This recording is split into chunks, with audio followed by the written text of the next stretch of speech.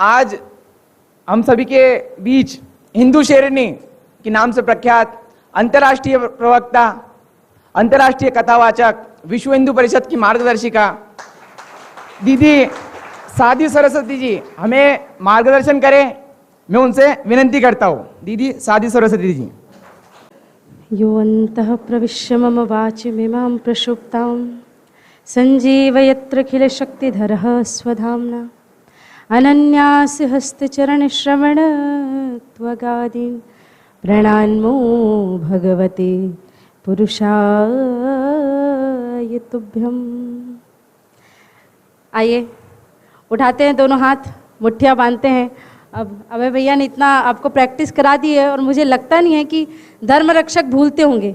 एकदम सीधे हाथ हैं, ऐसे ऐसे, ये क्या चल रहा है ना, एकदम सीधे स्ट्रेट मुट्ठी बांध के, है ना, क्योंकि हमारे यहाँ तो पंजा दिखाना अलाउ नहीं है ना। हमको संगठित होना है, मुट्ठी बांध के दोनों हाथ ऊपर उठा के इतना जोर से जय जय घोष करें कि भोपाल की ये धन्य धरा, राजा भोज की ये नगरी आपके जय घोष से गूंज जाए और हमारा ये कार्यक्रम करना सफल हो जाए। दोनों हाथ उठा के बोलेंगे भारत माता की। देखिए ये छोटा सा हॉल है और हम कार्यक्रम भी इसी लिमिट में करते हैं। हाथ नीचे क्यों करना, मैं थकती नहीं हूँ, आप क्यों थक रहे हैं? 2 मिनट, हाँ, क्योंकि जितना आपने कंजूसी की होगी उसकी सजा तो थोड़ी देर मिलेगी ना, ऐसे। हाँ, तो जितना हम ये कार्यक्रम करते हैं उसी कैपेसिटी के हिसाब से करते हैं कि जितने लोगों को हमने आमंत्रित किया है वही लोग आते हैं। यहाँ पे बाहर के लोग ज़्यादा आते नहीं हैं, तो इस हॉल की कैपेसिटी के हिसाब से कम ये हॉल हिल जाना चाहिए, है ना। दोनों हाथ उठा के मुट्ठियाँ बांध के बोलेंगे भारत माता की, भारत माता की, हिंदू राष्ट्र की, हिंदू धर्म की जय जय श्री राम, जय जय श्री राम, जय जय श्री राम।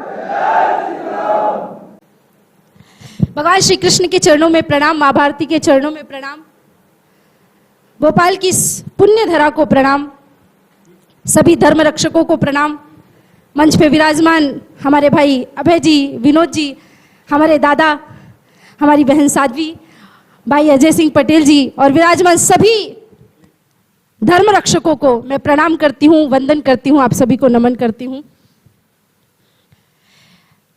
जब इस कार्यक्रम की रूपरेखा बनती है तो हर बार एक ही बात आती है कि दीदी कैसे कार्यक्रम किया जाए, क्योंकि कहीं ना कहीं अभी भैया ने बोला ना कि दीदी मार्गदर्शन करती है, ये करती वो करती, मैं कुछ नहीं करती हूँ। जिस दिन कार्यक्रम होता है मैं बोलने के लिए चली आती हूँ, ना मेरे पास धन है देने के लिए, ना मेरे पास सुझाव है बहुत ज्यादा देने के लिए, लेकिन एक बात है कि जिस दिन मेरा ये भाई मुझे मिला था, विनोद भैया, इतना छोटा सा लड़का था, मुझे ऐसा लगता था ये क्या करेंगे, ये है धर्म रक्षक के। लेकिन जैसे इन्होंने माइक पकड़ा, 2-4 मंत्री मिनिस्टर तो ऐसे नाराज होके चले गए कि भाई ये लड़का कौन है, हाँ कौन है ये व्यक्ति। उस दिन मुझे लगा था कि वास्तविकता में जो हम कथाएं सुनते हैं कि छत्रसाल, महाराणा प्रताप, शिवाजी महाराज कैसे उन्होंने 10-10 वर्ष की उम्र में दुश्मनों को खदेड़ा था, वैसा अक्षम को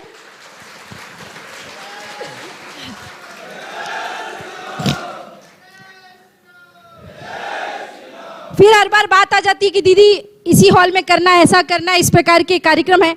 भूमिका हमारे पास बहुत बड़ी होती है, स्थान भी बहुत बड़ा होता है, लोग भी होते हैं, पर समस्या इस बात की आती है कि हमको बुलाना ही उसी को है जो हमारी बातों को सुन करके, मनन करके, हृदय पे धारण करके उसको कार्य रूप में परिणित कर सके। पता चले हमने आपको बुलाया, आपने ताली बजाई, इस कान से सुना, इस कान से निकाल दिया, हमारे पूरे मंथन का कोई मतलब ही नहीं निकला। हमने इस बार एक योजना बनाई थी कि एक 5 देशों के प्रतिनिधियों को भी बुलाते हैं और एक बड़े स्तर का कार्यक्रम करते हैं, परंतु उसमें समस्या क्या आई कि एक तो बरसात होती है और हम जो अधिवेशन करते प्रायः इसी समय पे करते हैं, उसके साथ साथ में जो हमारे धर्म रक्षक के लोग हैं, आप देखोगे सब युवा है, छोटे छोटे बच्चे हैं और अभय भैया हमारी उम्र के, हमारे संगठन के सबसे युवा ये बुजुर्ग नहीं बोल रही उनको, ये मत सोचना कि बुजुर्ग हो गए, सबसे बड़े भाई है हमारे। तो आप ये सोचिए कि अगर ये सबसे बड़े हैं तो बाकी लोग कितने छोटे होंगे। तो ये हमारी पूरी बानरों की टोली है जो ये कार्य करती है। पर मैं एक विषय पे 2-3 बातें आप सभी को करूंगी, क्योंकि निश्चित रूप से दादा ने अगर सुबह उद्बोधन दिया होगा तो मैंने आपके वक्तव्यों को पहले सुना है। इतनी सटीकता से बात करते हैं कि आपकी 4 लाइन अगर आपने सुन ली तो व्यक्ति कहीं से कहीं तक पहुंच जाता है। इसलिए सनातन संस्था और हिंदू जनजागृति समिति सदैव से धर्म रक्षक का सहयोग भी करती आई है और हम उनकी प्रेरणा, उनकी विचारधारा और उनके द्वारा दिए गए मार्गदर्शन में काम भी करते हैं। मैं एक बार चाहूंगी आप दादा के लिए मेरे सम्मुख तालियां बजा करके उनका स्वागत करें। अब विचार ये करना है कि धर्म रक्षकों के पास इतनी बड़ी टीम होने के बाद भी उनके कार्यकर्ताओं को बहुत ज्यादा संख्या में आमंत्रित ना करके दूर दूर के शहरों से, गांवों से, जिलों से, दिल्ली इत्यादि लोगों से, जगह से लोगों को क्यों बुलाया गया? आप सबको क्यों आमंत्रित किया गया है? कोई ना कोई विषय तो होगा। विषय गंभीर है। मेरे पिताजी डॉक्टर थे और वो कहते थे कि कोई एक अंग गल जाए तो उसकी शल्य चिकित्सा करनी पड़ती है, वरना धीरे धीरे पूरा अंग गल जाता है। हमारे समाज में एक गला हुआ अंग है जिसका नाम है सेक्युलर हिंदू। आप सबको किस किस को इस बात से तकलीफ है या कष्ट है कि हमारे ही समाज का व्यक्ति, हमारा ही भाई, जो चाहे रामनवमी में अपनी प्रतिभागिता दे या ना दे, चाहे जन्माष्टमी में मटकी फोड़ का कार्यक्रम करे या ना करे, पर ईद में किसी के यहाँ सेवैया खाने के लिए जरूर चला जाता है। हमारे मन में दुख होता है इस बात का, कष्ट होता है इस बात का। आप विचार करिए, जिस प्रकार से ये पूरा षड्यंत्र रचा जा रहा है हिंदुओं के लिए, सेक्युलरिज्म का, कह रहे हिंदू, मुस्लिम, सिख, ईसाई आपस में सब भाई भाई, कैसे हो सकते भाई भाई? जो मुसलमान, जो ईसाई हमारी गौ माता का मांस खाता है, हमारे शास्त्र कहते गावो विश्वस मात्रा, जो हमारी माँ का मांस खाए वो हमारा भाई नहीं, हमारा दुश्मन होता है। दुश्मन, वो कभी भाई हो ही नहीं सकता। और तुम उसे भाई बनाने पे लगे हुए हो। तो दुख की बात यह है, कष्ट की बात यह है कि हमारे हिंदू ही उनको बढ़ावा देते हैं। अभी बहुत लेटेस्ट एक विषय चल रहा है हलाल से रिलेटेड, और दुकान के नेम प्लेट की गोपनीयता और पहचान को लेकर के मैं आपसे बस एक बात पूछना चाहती हूं। एज अ कंज्यूमर, आप भूल जाइए आप हिंदू हैं, एज अ कंज्यूमर आपका एक राइट बनता है कि नहीं, कि आपका जो फूड है, आपका जो प्रोडक्ट है या जो भी चीज आप लेते हैं, वो कौन बना रहा है, कौन प्रोसेस कर रहा है ना? आपका एक राइट बनता है कि नहीं बनता? अगर आपका ये राइट है, आपका ये अधिकार है, तो फिर इस विषय पे कोर्ट को ये निर्णय देने की क्या आवश्यकता है कि किसी को भी पहचान बताने की कोई आवश्यकता नहीं है। मुझे दुख इस बात का है, कष्ट इस बात का है कि 10 ट्रिलियन की अर्थव्यवस्था हलाल से होती है, और इतनी बड़ी अर्थव्यवस्था के बाद भी, मैं अभी थोड़े समय पहले ही इंडोनेशिया गई हुई थी। इंडोनेशिया में एक कोई भी सामग्री मुझे ऐसी मिली नहीं जो हलाल सर्टिफाइड ना हो। ऐसे ही लंदन, यूएसए, यूरोप की कई कंट्रीज में जहां जहां भी मैं जाती हूं, अब आप सोचिए 10 ट्रिलियन की अर्थव्यवस्था हमारे भारत की बड़ी अर्थव्यवस्था से कई गुना ज्यादा अर्थव्यवस्था है, और इतनी बड़ी अर्थव्यवस्था इन्होंने हलाल से बनाई है, और वो हलाल सर्टिफाइड प्रोडक्ट इनके जिहाद में इनको फंडिंग करते हैं। तो फिर हिंदुओं का अधिकार बनता है कि वो अपने अपनी दुकानों में भगवान वाराह अवतार के चित्र लगाए, और चित्र लगा करके बताए कि ये कट्टर हिंदू की दुकान है, क्योंकि वाराह भगवान वाराह अवतार का चित्र लगाने के साथ साथ हर हिंदू अपनी दुकान पे बैठ करके माथे पे तिलक लगाए, हाथों में मौली बांधे और अपनी दुकान पे भगवा ध्वज लहराए। कोर्ट कोई भी निर्णय देगी, लेकिन हम अपने देश की अर्थव्यवस्था इन जिहादियों के जिहाद करने के लिए नहीं जाने देंगे।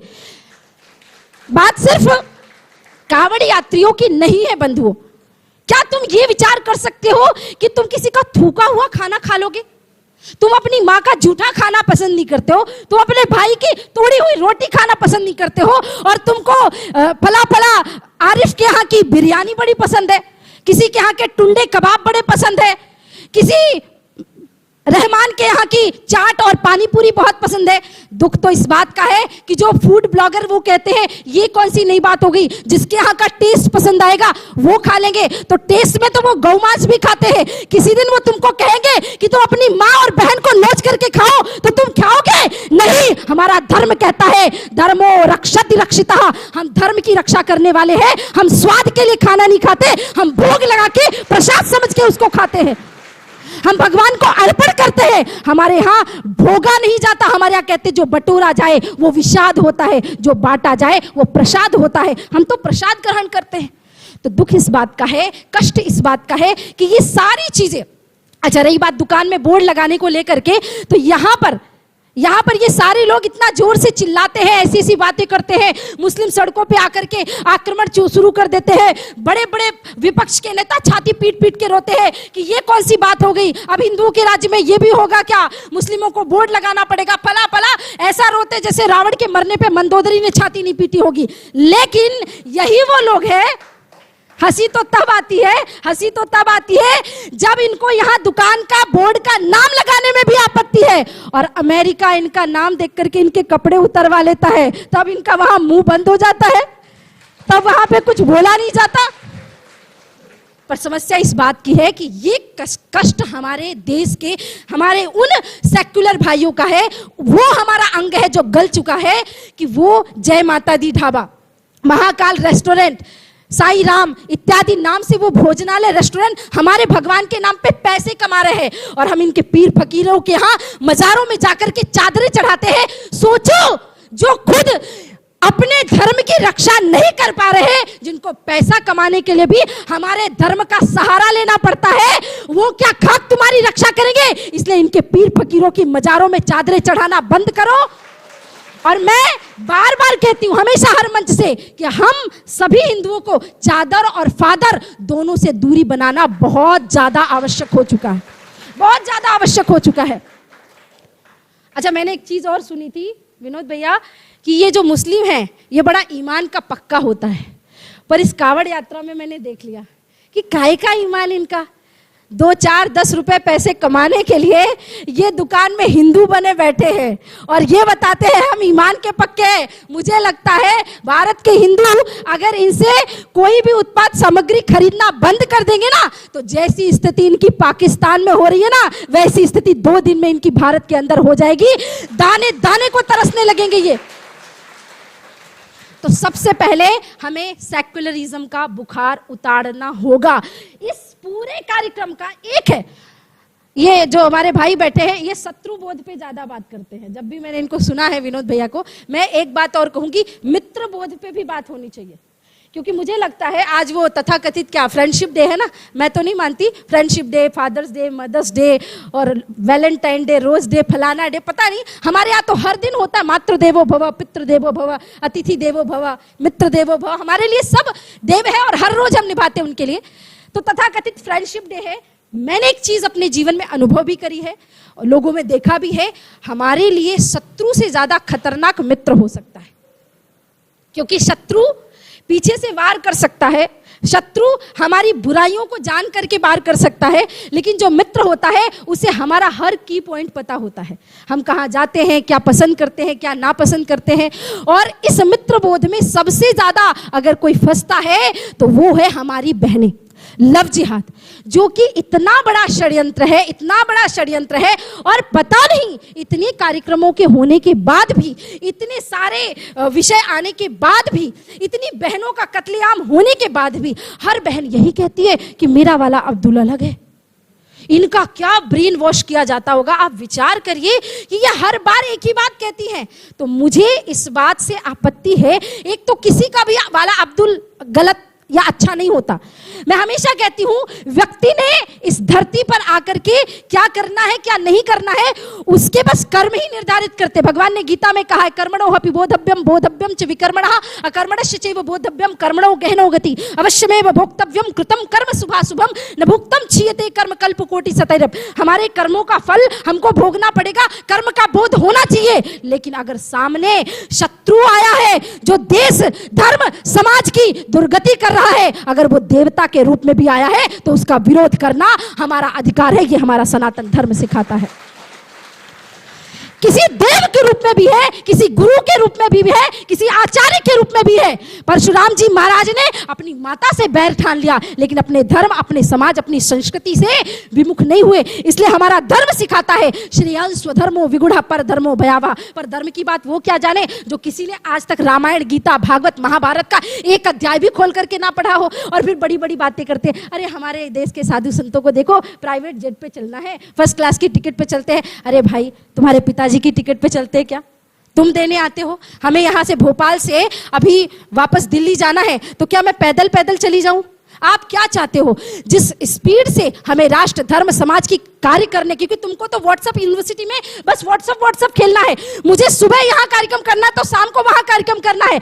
हमें हर उस प्रकार की सुविधा की आवश्यकता होनी चाहिए। और मुझे तो ऐसा लगता है कि देखो भैया तो हमारे राजनीतिक पार्टी से भी जुड़े हैं, तो मैं तो चाहती हूँ जिस प्रकार से सबके आयोग होते, संतों का भी आयोग होना चाहिए। उनको भी एक स्पेशल फंड मिलना चाहिए ताकि वो अपने कार्य को गति दे सके। जहां उन्हें जाना है, धर्म प्रचार, राष्ट्र प्रचार, समाज के प्रचार के लिए जाना चाहिए। मैं चाहती हूँ भगवान करे मेरे पास प्रभु की कृपा से इतना धन आ जाए कि आने वाले वर्ष में जो धर्म रक्षक का राष्ट्रीय अधिवेशन होता है वो मैं आयोजन करूं और 10,000 की संख्या में विदेशों से लोगों को बुलाऊं।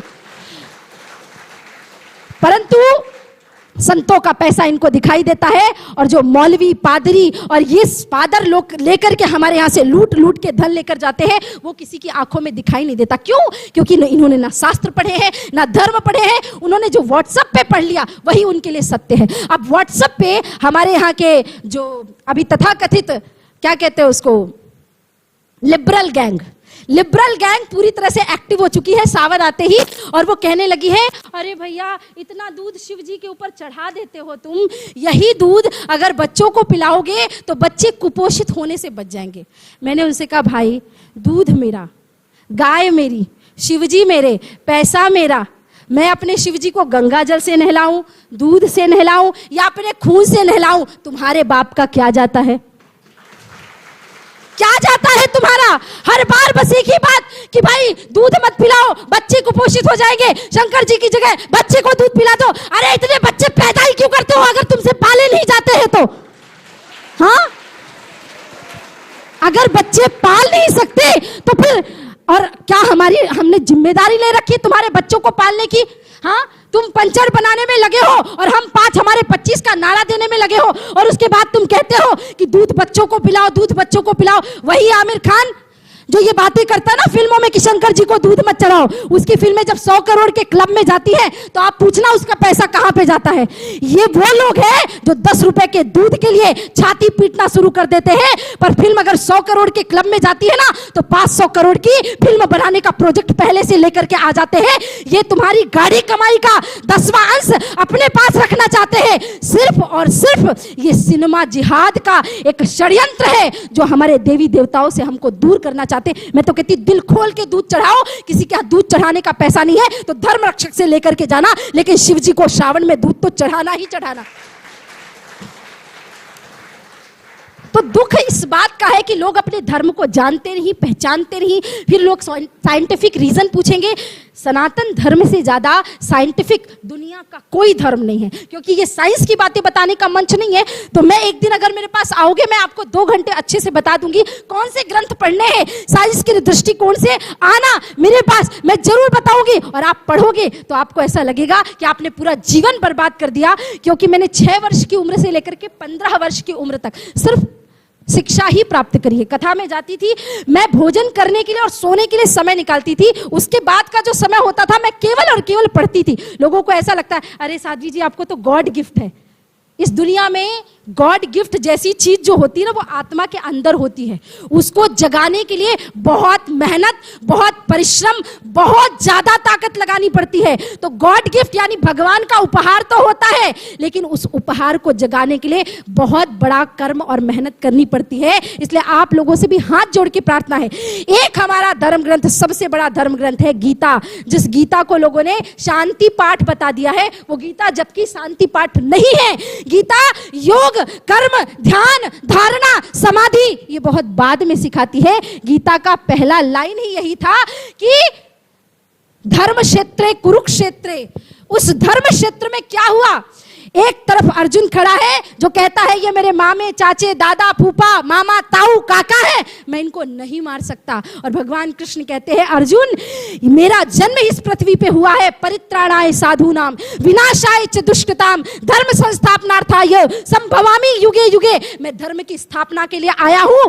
तुम्हारे सामने न चाचा है, न मामा है, न ताऊ है, तुम्हारे पास केवल और केवल एक दुश्मन खड़ा है, एक शत्रु खड़ा है, एक अधर्मिक व्यक्ति खड़ा है जिसे मार करके तुम्हें धर्म की स्थापना करनी है। तो गीता का पहला वाक्य ही जो है वो अधर्म का अंश, अधर्म का नष्ट करने से लेकर के धर्म की स्थापना तक के लिए है। इसलिए गीता अगर पढ़ो तो इस विचारधारा से पढ़ना कि मुझे धर्म की स्थापना करनी है, अधर्म का नाश करना है। अधर्म का नाश का मतलब क्या है, लव जिहाद मिटाना, लैंड जिहाद मिटाना, गौ हत्या को पूरी तरह से भारतवर्ष से मिटाना, अपनी बहन बेटियों को सुरक्षित करना। अब क्योंकि बार बार मैं एक ही बात बोलूंगी तो बोलोगे कि दीदी कंट्रोवर्सी करने के लिए बोलती हो, इससे कोई कंट्रोवर्सी नहीं चाहिए मुझे। मेरी किसी भी बात को कहीं भी मत छापना, मैं हाथ जोड़ती हूँ। बहुत तकलीफ देते हैं ये लोग, क्योंकि मेरा आधा समय फिर कोर्ट कचहरी पुलिस स्टेशनों में जाके चला जाता है। पर बोलना तो है हर मंच पे, क्योंकि वो जरूरी है। 19 तारीख को फिर से रक्षाबंधन है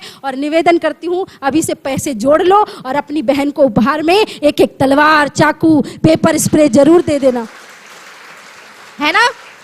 क्योंकि तुम्हारी जो बहन है तुम उसके पीछे पीछे कॉलेज, स्कूल और ट्यूशन तक तो जा नहीं सकते, और आवश्यकता भी नहीं है। हमारे यहाँ यत्र नारी पूज्यंती रमंती तत्र देवता, हमारे यहाँ देवियों के अंदर इतनी शक्ति है, माताओं के अंदर इतनी क्षमता है कि वो खुद लड़ सकती है। तो मैं कहती हूँ माताओं, बहनों, अगर आप पापा की परी बन सकते हो तो बनो, वो लाड़, वो ममता की आप हकदार हो। लेकिन आपको एक हिंदू शेरनी भी बनना है, रानी लक्ष्मीबाई भी बनना है। झांसी की रानी ने जब युद्ध किया तो वो ममता की मूर्ति नहीं बनी, अपनी ममता को बल्कि छाती में बांधने की जगह उसने पीठ में बांध ली। हमारे यहाँ तो ऐसी ऐसी माताएं हुई हाड़ी रानी कि उनको लगा कि पति युद्ध में जा रहे हैं, 2 दिन पहले विवाह हुआ है, कहीं काम भावना के वश में आकर के मेरे पति युद्ध में हार करके वापस ना आ जाए, मुंह पीछे दिखा करके वापस ना आ जाए। उन्होंने अपना गला काट के अपने पति को उपहार के रूप में भेज दिया। ये हमारे देश की वीरांगनाएं हैं। कभी आप जाना, सलूम्बर में हाड़ी रानी का स्मारक बना हुआ है, वहां जाते ही अश्रु बहने लगते हैं और ऐसा लगता है कि हमने किया ही क्या है देश धर्म समाज के लिए। तो मैं आप सभी से हाथ जोड़ करके विनम्र प्रार्थना करती हूँ। मेरे सिर्फ 2-3 ही विषय है कि पहला, सेक्युलरिज्म के बुखार को पूरी तरह से हटा दो। यहाँ पे सेक्युलरिज्म जैसी कोई चीज होती नहीं है, सिर्फ हिंदुओं को ही सेक्युलरिज्म का पाठ पढ़ाया जाता है, क्योंकि उनकी तरफ से तो हर चीज कट्टर है। और मेरा एक और प्रस्ताव है, भाई कोई लॉयर, कोई वकील हो तो जिस प्रकार से हलाल सर्टिफिकेशन है उसी प्रकार से ओम सर्टिफाइड चीजें भी आनी चाहिए। या हिंदुओं का कोई भी मानचित्र ले लो, ओम का कहने का मतलब ये नहीं अब लोग मेरी बात को पकड़ के बैठ जाएंगे, दीदी ओम कैसे लगा दे, वो बात नहीं है। हिंदुओं के किसी मानचित्र से रिलेटेड वैसी कोई चिन्ह हो जिससे हिंदुओं को यह भरोसा हो कि उसका पैसा उनके धर्म, उनके समाज और उनके हिंदुओं की सुरक्षा के निर्माण में जाता है। और अगर सरकार इसके लिए कोई कदम करेगी तो मैं सबसे पहले पहली पंक्ति में खड़े होकर के जितना मुझसे बन पड़ेगा तन मन धन से उसका सहयोग करने के लिए तैयार हूं, क्योंकि ये हलाल सर्टिफिकेशन को पूरी तरह से मिटाना है। दूसरी बात, कुछ चीजें हैं जो मुझे आप सभी को बतानी है, और उन कुछ चीजों में एक चीज ये है कि 15 अगस्त आने वाला है। पिछले 2 वर्षों से, और कृपया मैं आप सभी से और बात कहती हूँ कि ये कार्यक्रम कोई राजनीतिक कार्यक्रम नहीं है, तो इस कार्यक्रम को किसी भी प्रकार की राजनीतिक विचारधारा से दूर रख करके सुनिएगा।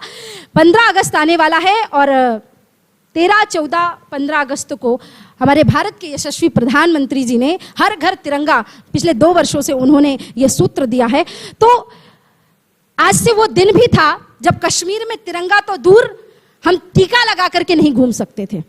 केरला, बंगाल, कर्नाटक की स्थिति भी बहुत ज्यादा खराब थी, और 15 अगस्त 26 जनवरी आते ही तिरंगे को कुचला जाता था पैरों से। वही लोग हैं जो कहते थे हिंदू मुस्लिम सिख ईसाई आपस में भाई भाई, ये हमारे भाई लोग तिरंगे को कुचला करते थे, वंदे मातरम को गालियां देते थे, जनगण मन गाने गाते समय ये खड़े नहीं होते थे। तो दुख की बात यह है, कष्ट की बात यह है कि उस समय सब बढ़िया चल रहा था, लेकिन जब से हर घर में तिरंगा इस बात का नारा दिया गया तो भाई देश में तो हिटलर राज्य चल रहा है, देश में तो ये चल रहा है, देश में तो वो चल रहा है। इस वाक्य से, हर घर तिरंगे से किसी भी पार्टी या किसी भी व्यक्ति विशेष का कार्य नहीं है, ये एक राष्ट्रवादिता की विचारधारा है। तो मैं आप सभी से प्रार्थना करती हूं, हर व्यक्ति अपने घर में तिरंगा फहराए, अपनी सेल्फी ले, आसपास में कोई शहीद स्मारक है उस स्थान पे जाए, झाड़ू पोछा साफ सफाई इत्यादि करके अपने गांव में एक सूत्र दीजिए कि 15 अगस्त और 26 जनवरी ही नहीं, अब से हमारे देश के लिए, हमारे राष्ट्र के लिए हर दिन हमारा 15 अगस्त है, हर दिन हमारा 26 जनवरी है, और तिरंगे का सम्मान साल भर हो, इसके लिए हर घर तिरंगा वर्ष में 2 बार हमारे यहाँ होना ही चाहिए। ये आप सभी से करबद्ध प्रार्थना है, और इस संदेश को आपको हजारों लोगों को और फॉरवर्ड करना है ना। इसके साथ साथ ही, क्योंकि मैं बहुत ज्यादा उन चीजों पे कहना नहीं चाहती, लेकिन ये बात बोले बिना मैं रह भी नहीं सकती। एक विपक्ष का मंदबुद्धि नेता आजकल जाति पूछता है, हर समय उसका एक ही काम बचा है कि वो जाति पूछ रहा है कि भाई जाति क्या है, जाति क्या है, जाति क्या है। सबसे पहले तो उस विपक्ष के नेता से मैं ये पूछना चाहती हूँ कि अमर अकबर एंथोनी, तुम्हारी कौन सी जाति है? तुमने खुद इतना कंफ्यूजन क्रिएट कर रखा है। किसी को पता है राहुल गांधी की जाति क्या है? पता है? कोई कहता है पारसी है, कोई कहता है मुस्लिम है, कोई कहता है ब्राह्मण है, कभी अपने आप को तिलकधारी बताता है, कभी भगवाधारी बताता है, कभी टोपी पहन के, कभी क्रॉस लटका के, जिसकी खुद की जाति का पता नहीं। मैं यहाँ जातिवादिता, मैं बिल्कुल विशुद्ध रूप से खिलाफ हूँ इस चीज के, मैं इस बात पे थोड़ा सा आऊंगी, विशुद्ध रूप से खिलाफ हूँ। पर ये जातिगत जनगणना की मांग कर रहे हैं, तो मैं कहती हूँ राहुल गांधी जी बहुत अच्छी बात कर रहे हैं, होना चाहिए, लेकिन उसके साथ साथ मेरी भी 2 जनगणनाएं हैं, उसको अवश्य करिएगा कि जातिगत कर देय जनगणना कि कौन सबसे ज्यादा टैक्स पे करता है, उनकी जनगणना भी होनी चाहिए जातिगत तरीके से, है ना। और जातिगत आपराधिक जनगणना भी होनी चाहिए कि कौन सा जाति विशेष का व्यक्ति सबसे ज्यादा अपराध करता है। मैं लंदन गई थी, मेट्रोपॉलिटन पुलिस के रिकॉर्ड में जब उन्होंने मुझे गीता जयंती के दिन एक कार्यक्रम के लिए बुलाया था, तो मैंने उनसे सहज भाव में ही पूछ लिया था कि परसेंटेज क्या है आपके। आप विश्वास नहीं करेंगे, ओवरऑल क्रिमिनल एक्ट में 33%, केवल वहां के पूरे क्रिमिनल्स में 33% मुस्लिम थे, इससे ज्यादा। और ये मेरा रेशो गलत लगे तो आप जाकर के गूगल वगैरह करिएगा, मेट्रोपॉलिटन पुलिस के वेबसाइट्स में अगर शायद आपको मिल जाए।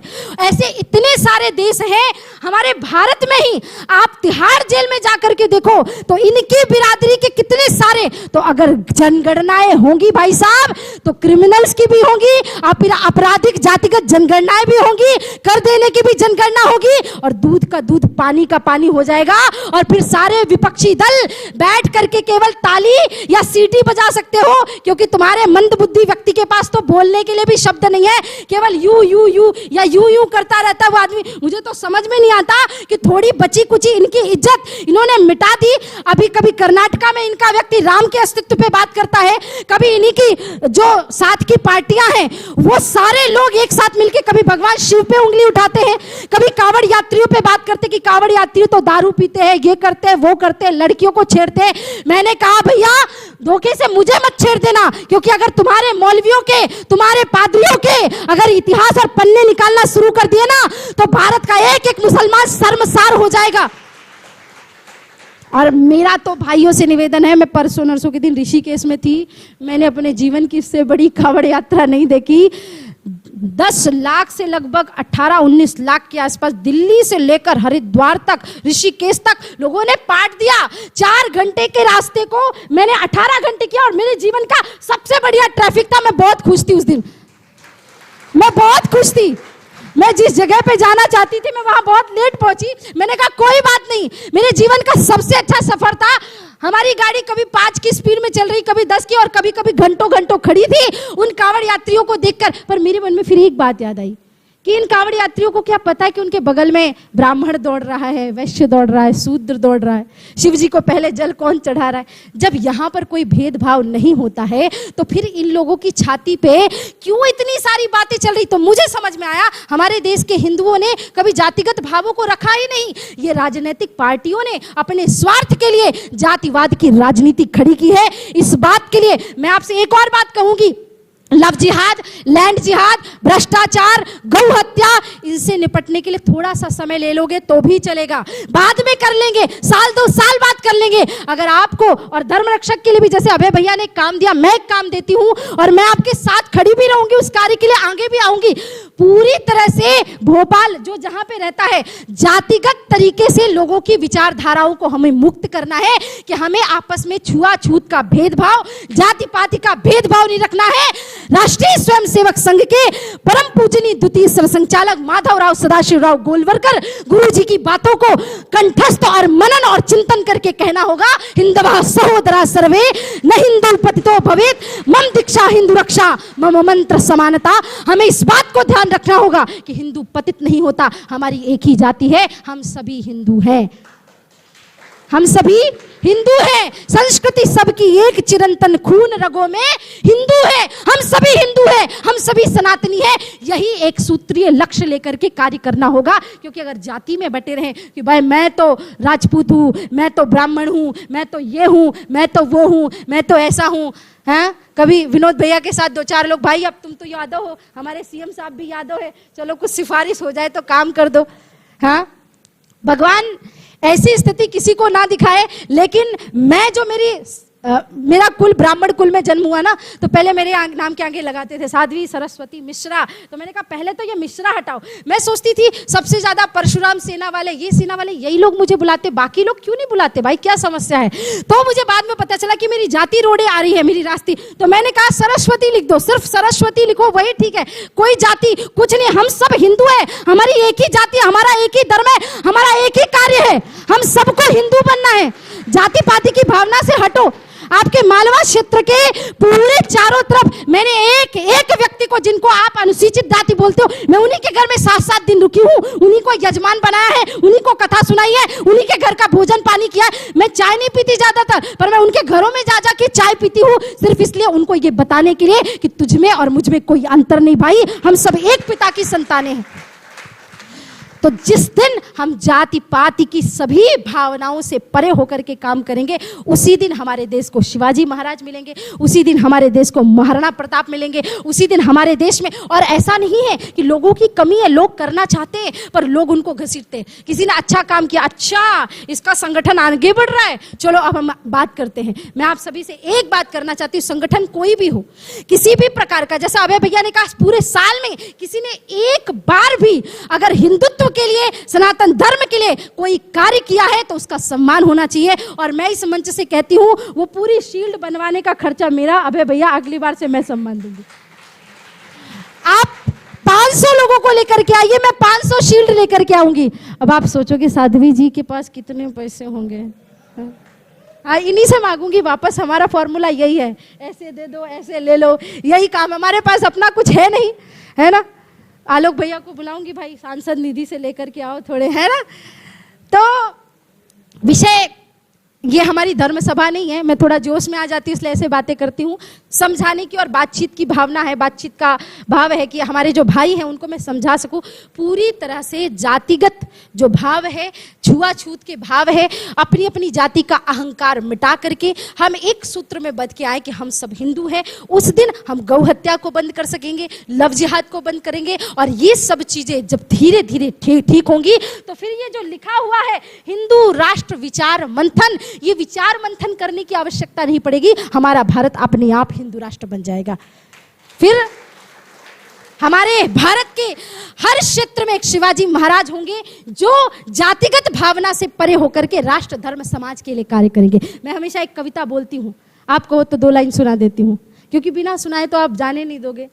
मैं हमेशा कहती हूँ कि कातिलों की मुक्ति का विधान हो गया यहाँ, कातिलों की मुक्ति का विधान हो गया यहाँ। आज देशद्रोही भी महान हो गया यहाँ। एक रिवॉल्वर ने देशभक्ति को डरा दिया, कातिलों की टोलियों को रहनुमा बना दिया। कल लिए हुए खड़ा था बम बनाती टोलियां, जो उजाड़ता रहा है मेहदी मांग रोलिया, जो हमारी रोती मातृभूमि को सुकून दे और देशद्रोहियों को गोलियों से भून दे। ऐसे सरफरोश का हमें प्रकाश चाहिए, ऐसे सरफरोश का हमें प्रकाश चाहिए। देश के लिए फिर से पटेल और सुभाष चाहिए, देश के लिए फिर से पटेल और सुभाष चाहिए। हमारे देश को ऐसे नेतृत्व की आवश्यकता है। और साथ ही मैं आज एक आजादी का नारा भी लेके आई हूँ। तो मैंने कहा कि ठीक है भाई, जेएनयू में नारे लगते हैं आज़ादी आज़ादी, सुने आप सभी ने? तो आज हम भी लगाते हैं नारे। तो मुझे भी कुछ नारे बहुत दिनों से मैंने सोच रखे थे। मैंने कहा पब्लिक के बीच में लगाऊंगी तो पब्लिक सोचेगी कि ये क्या हो गया साध्वी जी को। तो मैं उन लोगों के सामने आज ये नारे लगाती हूँ, जहाँ एक व्यक्ति के सामने अगर मैं नारा लगाऊंगी, वो एक व्यक्ति 1000 लोगों का, कोई व्यक्ति 10,000 लोगों का प्रतिनिधित्व करता है। तो मैं अगर 200-500 लोगों के सामने ये नारा लगाऊंगी तो क्लियरली मेरा नारा 5 लाख लोगों के बीच में चला जाएगा। इस बात को मैं जानती हूं। तो इस नारे को हमें लगाना है और आप सभी को मेरे साथ दोनों हाथ ऊपर उठा के मुट्ठी बांध के बस आजादी कहना है। क्या कहोगे? जोर से बोलो, ठीक है? उठाइए दोनों हाथ, मुट्ठी बांध के बोलेंगे, दोनों हाथ ऊपर उठा के।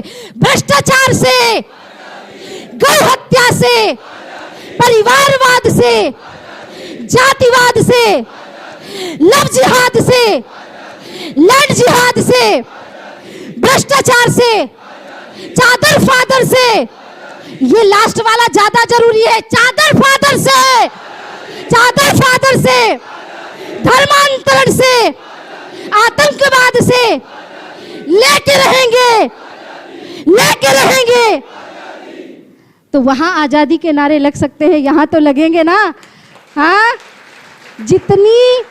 जितनी आजादियां मांगी है, मैं आपको वचन देती हूं, मैं आपको वचन देती हूं, अगर आपने मेरे इस वाक्य को, पूरे बात जितनी सुनी होगी उसको भूल करके जातिवादिता के भाव को और इस आजादी के नारे को अगर आपने याद कर लिया, इतनी ही चीजें हमें चाहिए, तो मैं समझूंगी कि इस विचार मंथन के कार्यक्रम में मेरा आना सफल हो गया, मेरे भाइयों से बात करना सफल हो गया, मेरे विनोद भाई का कार्यक्रम करना सफल हो गया, हमारे धर्म रक्षकों की महीने भर की मेहनत सफल हो जाएगी। लेकिन इन सभी चीजों से हमें आजादी चाहिए, डंके की चोट पे चाहिए।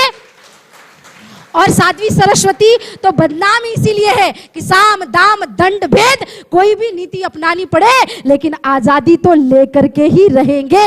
और लोग कहते हैं कि भाई अब क्या जरूरत है, आपकी सरकार आ गई, ये आ गई। पहली बात तो जो हमारे राम का वो हमारा, जो हमारे राम का नहीं वो हमारे किसी काम का नहीं। तो जिसने हमारा कार्य किया, जिसने हमें कश्मीर में सुरक्षा दिलाई, जिसने हमें अयोध्या में मंदिर बना करके दिलाया। अब लोग फिर यहाँ पे भी बात बोलेंगे, अरे दीदी वहां पे तो चुनाव हार गए। क्या होता है, स्वार्थ सिद्धि एक ऐसी चीज है ना जिससे कोई मुक्त नहीं हो पाया। यही बात है जातिगत बातों को, और जिस व्यक्ति को इन्होंने वोट दिया, अभी जाके बाद में पता चलता है कि वो तो एक, अब इस मंच से बोलना भी अपराध हो जाएगा, है ना? एक बलात्कारी को तुमने वोट दे करके वहां पर जिता दिया, और ऐसे व्यक्ति का हम समर्थन करते हैं। हमसे बड़ा मूर्ख दुनिया में कौन हो सकता है? इसलिए उसी के जागरण के लिए हम यहाँ पर आए हैं। मैं आप सभी से करबद्ध प्रार्थना करती हूँ, दुष्यंत कुमार की वो लाइनें जो मैं हर बार दोहराती हूँ कि हो गई है पीर पर्वत सी पिघलनी चाहिए, इस हिमालय से कोई गंगा निकलनी चाहिए। सिर्फ हंगामा खड़ा करना मेरा मकसद नहीं, मेरी कोशिश है ये सूरत बदलनी चाहिए। मेरे सीने में ना सही, तेरे सीने में सही हो कहीं भी आग, लेकिन आग जलनी चाहिए। राष्ट्रभक्ति की आग जलानी है। उड़ाइए दोनों हाथ, मुट्ठी बांध के सभी मेरे साथ में बोलेंगे, दोनों हाथ ऊपर उठा करके। भारत माता की, हिंदू राष्ट्र की, हिंदू धर्म की, राम जन्मभूमि की, कृष्ण जन्मभूमि की, काशी विश्वनाथ की जय तू, जय तू, जय तू, जय तू, जय तू, जय तू। एक नारा जो मेरा सबसे फेवरेट है, जय जय श्री राम का। अब उसको ऐसा लगाना है कि चारों तरफ कोई बाबर अकबर की औलाद है, अगर उसके कान में कहीं भी जाए तो छाती में सांप लौटना चाहिए उसके, और लगना चाहिए कि कोई अधिवेशन हुआ है। जय जय श्री राम, जय जय श्री राम, जय जय श्री राम। आप सभी को बहुत बहुत धन्यवाद। एक बार जोरदार तालियां आप अपने लिए बजाएं। अभी तो हमको कश्मीर जितना है उतना मिला नहीं है, क्योंकि पीओके, पाकिस्तान ऑक्यूपाइड कश्मीर भी हमें वापस लेना है। और उस पाकिस्तान ऑक्यूपाइड कश्मीर को लेने के लिए 2 ही काम करने पड़ेंगे। पहला, अपने एक हाथ में शास्त्रों को उठा करके, कश्यप ऋषि की तपस्थली है, उस भाव को हर हिंदू के मन में डालना होगा। और दूसरे हाथ में शस्त्र उठा करके पाकिस्तान के उन लोगों को चुनौती देनी होगी कि जो तुमने कश्मीर को पाकिस्तान में ऑक्यूपाइड कर रखा है, वैसे तो पूरा पाकिस्तान ही हमारा है, लेकिन उस पूरी कश्मीर का एक एक कोना तुमसे छीन के रहेंगे। और मैं बार बार इस मंच से नहीं, हर मंच से दोहराऊंगी, क्योंकि वो मेरे हृदय की आवाज है कि हम डरते नहीं अणुबम्बों से, विस्फोटक जलपोतों से, हम डरते हैं ताशकंद शिमला जैसे समझौतों से। सियार भेड़िए से डर सकती, सिंहों की औलाद नहीं भरतवंश के इस पानी की। है तुमको पहचान नहीं, आइटम बम बना करके तुम किस्मत पर भूल गए। 65, 71 और 99 के युद्धों को शायद भूल गए। तुम याद करो, अब्दुल हमीद ने पैटर्न टैंक जला डाला, हिंदुस्तानी नेटो ने अमेरिकी जेट जला डाला। तुम याद करो, गाजी का बेड़ा झटके में डुबा दिया, ढाका के जनरल नियाजी को दूध छठी का पिला दिया। तुम याद करो 90,000 उन बंदी पाक जवानों को। तुम याद करो शिमला समझौता, इंदिरा के एहसानों को। अब की जंग छिड़ी तो सुन ले, नाम निशान नहीं होगा, कश्मीर तो होगा लेकिन ये आवाज, ये एटम बम पे हिम्मत कौन दिखाएगा? अरे इन्हें चलाने को क्या बोलो, बाप तुम्हारा आएगा। अब की चिंता मत कर, चेहरे का खोल बदल देंगे। इतिहास की क्या हस्ती है, पूरा भूगोल बदल देंगे। धारा हर मोड़ बदल के लाहौर से गुजरेगी गंगा और इस्लामाबाद की छाती पे लहराएगा भारत का झंडा। रावलपिंडी और कराची तक सब कुछ गारत हो जाएगा। सिंधु नदी के आर पार पूरा भारत हो जाएगा। फिर सदियों सदियों तक जिन्ना जैसा शैतान नहीं होगा। एक लाइन और जोड़ना है, फिर सदियों सदियों तक ओवैसी जैसा शैतान नहीं होगा। कश्मीर तो होगा लेकिन कश्मीर तो होगा लेकिन इसकी और भी लाइनें हैं, मैं बाद में कभी आपको सुनाऊंगी। और एक बात मैं आपसे कहना चाहती हूँ, कश्मीर हमारा है, था, रहेगा। पीओके भी लेंगे। और देखो, पाकिस्तान के बारे में अभी ज़्यादा बुरा बोलने में तो मुझे ही बहुत दुख लग रहा है, क्योंकि बेचारा इस स्थिति पे आ चुका है, दाने दाने को मोहताज है। हमारे यहाँ की माताएं जो चावल धोती है, वो चावल धो के पानी भी बहा देंगी तो पाकिस्तान में बाढ़ आ जाएगी।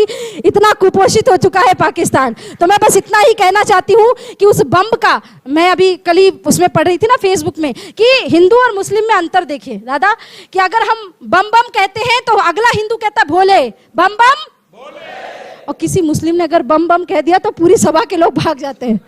बस इतना ही अंतर है हम में और उनमें। वो जानवरों को भोज्य पदार्थ मानते हैं, हम जानवरों की पूजा करते हैं। वो पूरी तरह से पर्यावरण को मिटा रहे हैं, हम पर्यावरण की संरक्षण करते हैं। वो अपनी बहन बेटियों को बुरखे में लपेट के रखते हैं, हलाला करते हैं, अपनी बहन बेटियों को 3 तलाक और बहुत सारी चीजें प्रताड़ित करते हैं। और हम कहते हैं यत्र नारी पूज्यंती रमंती तत्र देवता।